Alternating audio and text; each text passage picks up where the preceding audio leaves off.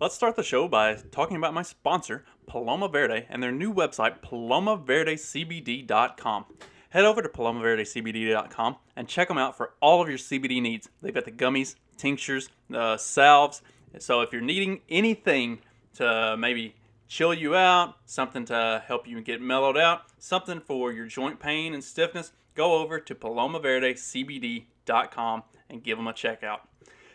Carlos and Vanessa are awesome people. They run a great company. And if you enter the promo code FACTS at checkout, you'll get 25% off your order. Plus, any order over $75, you get free shipping. So, I don't know what you're waiting for. Head over to palomaverdecbd.com and check them out. Let's start the show. This episode will be completely taken out of context. Welcome to the Fact Check This podcast. All right, Fact Check This podcast episode. I don't even remember anymore. I said I was going to stop putting the episode number at the beginning, and of course I forget. The reason I forget is because it's almost midnight. I'm trying to be quiet so I don't wake up the kids who are below me and the wife who is over there in the next room. And the reason that I'm recording this at almost midnight is because I forgot to do it earlier today. I don't know. This one's going to be short because at this point, I don't really know what else to talk about other than the Biden speech from the other night. And I really don't care to talk about that. Like, it just pisses me off at this point. And so what I'm going to do is very quickly, I'm going to address the top 3 things that I've kind of heard coming out of that. And it's not just coming out of that I've heard these. Like, this has been stuff that's been building for weeks and weeks and weeks. But it really just pisses me off, the sheer brutal ignorance of it. And so I posted one of them today. And like, number 1 is the constant comparison of smallpox and polio vaccines to the current situation that we're in. And so, like, yes, I've seen the Massachusetts Supreme Court ruling from 1905, where the Supreme Court said that the Massachusetts state government could mandate the smallpox vaccine. Number 1, the Supreme Court can be wrong.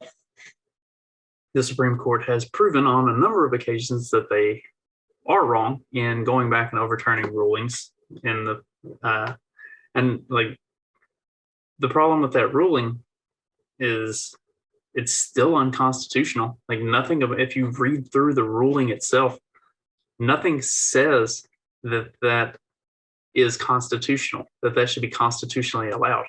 It says that in specific cases of public health, that the First Amendment could be foregone, but that doesn't make it constitutional. Like, it's still a violation of the First Amendment. So that argument is null and void and should be nullified if it hasn't been at some point. Now, see, and that's another thing, is that these rulings stay on the books. So, like, it may have been nullified at some point since then, but it's still there. And it's the most dumbass example that people tend to use. But nonetheless, like, if you just want to look at it, smallpox and polio are not the same as coronavirus, which is a flu-like virus. If you want to do real, like, apples to apples comparisons, you should be comparing it to the flu shot and looking at the efficacy of that, the annual use of that. And when they're talking about polio and smallpox, something that definitely gets glossed over was the fact that polio was rushed. The vaccine for polio was rushed, kind of similar to the way they're rushing the COVID vaccine. And there was a lot. I mean, I can't remember what it was. It was like 20 to 80,000. I don't remember the exact number. I didn't do a lot of research for this episode like I normally would, that had deformities because of it. that had other like serious health problems because of the polio vaccine, because it was rushed, because there were bad batches, like all kinds of stuff. So okay, like that's an even worse comparison. Like making that comparison. There's the George Washington having his soldiers get vaccinated, which is again not an apples to apples comparison because A, it's smallpox, and B, it was his soldiers. It wasn't the entire country. In fact, at the time they were fighting the revolution. So there wasn't a country for him to mandate it for. Like, yeah, for a small individual group like that, like that makes sense. They're in close quarters regularly, but doing that for the entire country, Washington never would have dreamed of that. Broad scale mandates and edicts from a tyrant were the entire reason they were fighting the revolution to begin with. So like there's no way you can't the smallpox and polio comparisons, no matter what angle you want to come at it. If you want to look at it from George Washington, if you want to look at it from the 1905 Supreme Court ruling, if you want to look at it just from strictly looking at the viruses involved, nothing about making these comparisons is even remotely accurate or honest.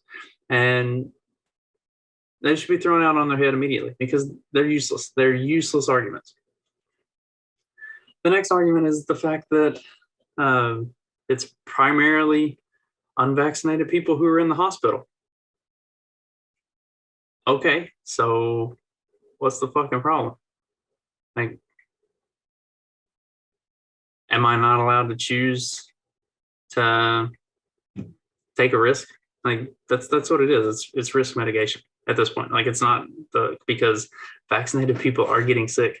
In fact, there's plenty of statistical evidence to show that vaccinated people are getting sick.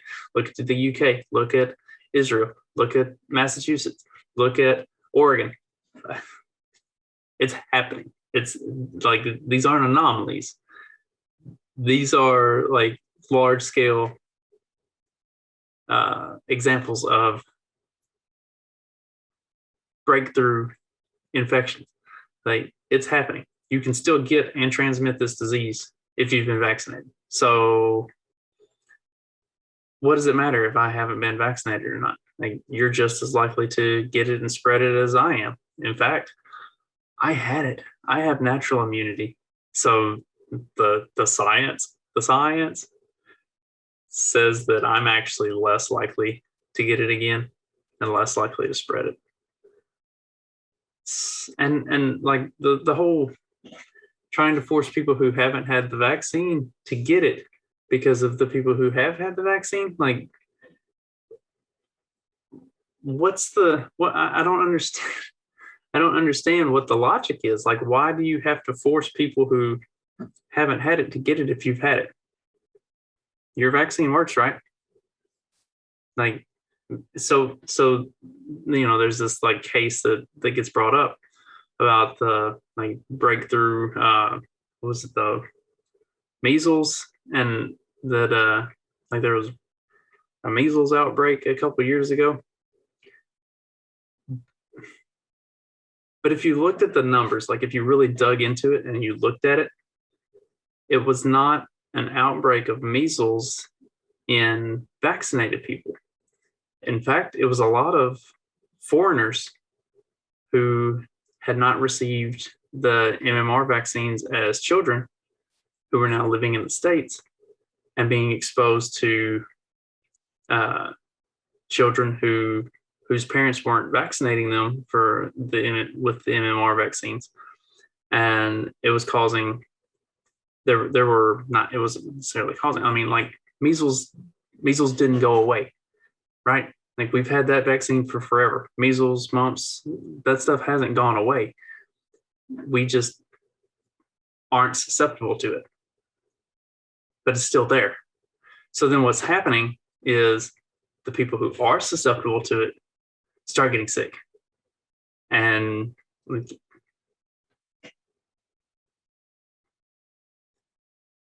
So I guess like the point that I'm trying to make is if it's a true vaccine, if you're actually vaccinated, then you're not at risk. You're not getting sick. So how does this vaccine work? If you can be double vaccinated with a booster and you're still at risk, you still can potentially get it, spread it, carry it, everything. Like that's a treatment. That's not a vaccine.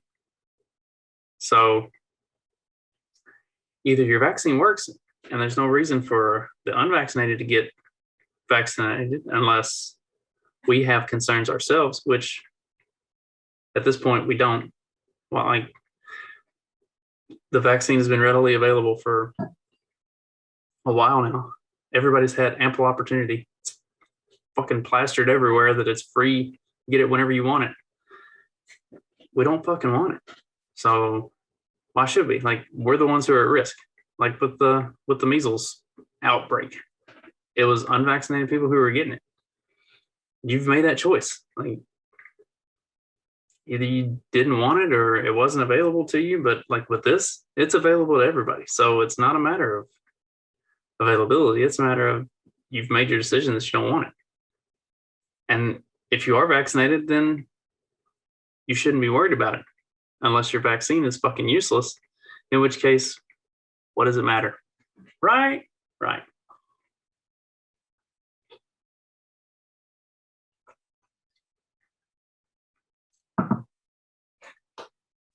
And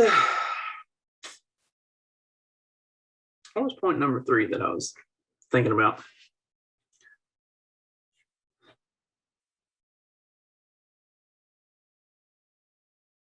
I'm drawing a blank. It's too late at night. Nonetheless, like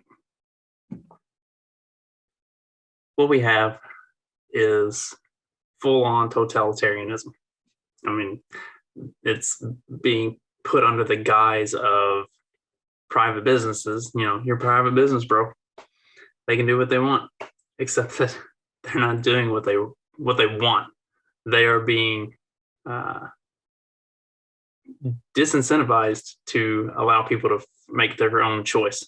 Like they're being told that they have to. That's it. That was it. You have the option to get tested weekly. What's the logistics of this? How does this work? Okay, I can get tested weekly instead of getting my vaccine. I work 4 days a week. I don't work a full 5 or 7 day week. Like I do 4 10s or 4 12s, typically 4 12s. So does that mean I have to get tested before I go in on my first day? Or I get tested on my first day? Am I allowed to go to work without do I have to stay out of work for that first day until I get the negative test result? Half the time the rapid test clinic isn't available, or then I've had them like literally come out and cancel our appointment while we're sitting there waiting to get my kids tested, because obviously this is like worst pandemic in the world, so you just cancel all your tests for the day. Tell everybody they have to come back later. So do I get to go to work on my first day of work? What if they don't have availability for rapid testing and I have to get the long form test that takes 2 or 3 days? So I just don't get to go to work this week? Or do I have to get tested before I go to work? Am I getting paid overtime to go get tested on my own time before I go to work? Who's paying for the test? There's a lot of logistics and a whole lot of questions, and there are no answers for any of it. But if I don't get tested, then my company gets charged $14,000 for fucking what? And I'm not sick. I haven't been sick in over a year. I haven't even had normally I get a sinus infection or cold, something like that. I haven't been sick at all. I think having COVID actually made me fucking Superman. I haven't at all been sick. So if I'm not sick, why would I get tested every week. Like, what's the point of that? Like, there is no reason to test somebody if they don't have any suspicion of being sick. And that's does nothing more than put us at a inconvenience and basically create a untenable situation for the people who aren't vaccinated. And that's the whole purpose of it. I mean, who are we kidding? Like, that's the entire purpose of it. It's to make it uncomfortable and untenable where that you cave and get tested or get vaccinated. And like, fuck that. I'm not going to get tested every week. I'm not going to get vaccinated. And if that's a problem, then walk me the fuck out and give me a severance package and don't let me come back. Like, because and then we can take it up in court, because I haven't done anything to warrant being fired. If I've done my job and done it well, and the federal government has placed some restriction on my ability to work that had nothing to do with my job performance, had nothing to do with my job itself, that's fucking illegal. It's fucking illegal.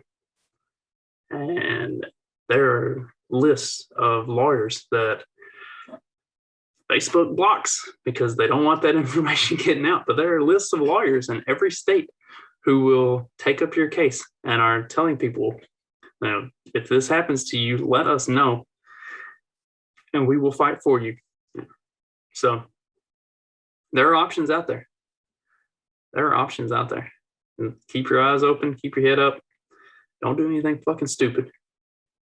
Do your job and make them walk you out. That's all we can do.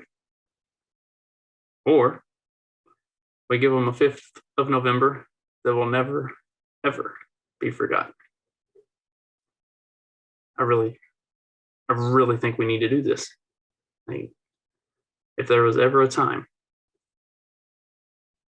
we've come to it. It's now. It is now.